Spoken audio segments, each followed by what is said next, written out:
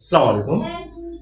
তো নবম দশম শ্রেণীর একটি খুবই গুরুত্বপূর্ণ বিষয় নিয়ে আজকে আলোচনা করব। তো তোমরা দেখতে পাচ্ছ যে এখানে অনেক কয়টা ক্যাটাগরি এমসিকিউ দেওয়া আছে।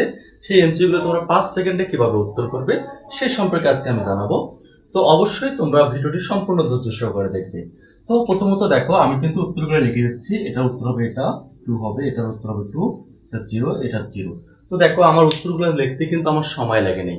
জাস্ট আমার 5 সেকেন্ড বা এর কম সেকেন্ডের মধ্যে কিন্তু আমি উত্তরগুলো লিখছি। তো তোমরা এই টেকনিকটা যখন শিখে রাখবে, তখন তোমরা কিন্তু 5 সেকেন্ডের কম সময়ের মধ্যে তোমরা কিন্তু কাঙ্ক্ষিত উত্তরটা লিখতে পারবে বা কাঙ্ক্ষিত এমসিকিউটা দেখাইতে পারবে। তো চলে যাই আমরা ভিডিওর মূল পর্বে।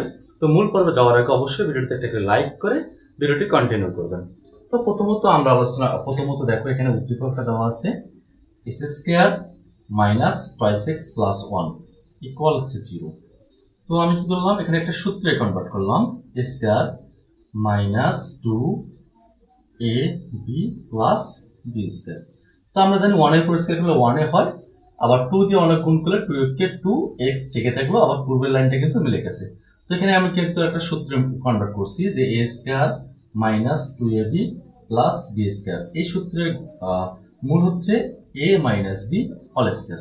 তো এখানে আমি কিন্তু এ হচ্ছে আমরা এক্সটাকে এবং বি ধরছি আমি কিন্তু 1টাকে। তো এই সূত্রের মূল হচ্ছে a minus B whole square, অর্থাৎ x minus 1 whole square equal 0।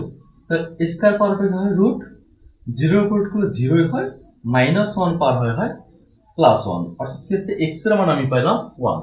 তো দেখো, এখানে আমি এখন কাঙ্ক্ষিত উত্তরটা লিখবো। তো এখানে দেখাচ্ছে x এর জায়গাতে আমি 1 বসাইলাম, এর পাওয়ার 3 টিকে থাকলো। x এর জায়গায় বসাইলাম 1, এর পাওয়ার 3 টিকে থাকলো। অর্থাৎ 1 এর উপর কিউব করলে 1 হবে, 1 এর উপর কিউব করলে 1 হবে। কি হবে?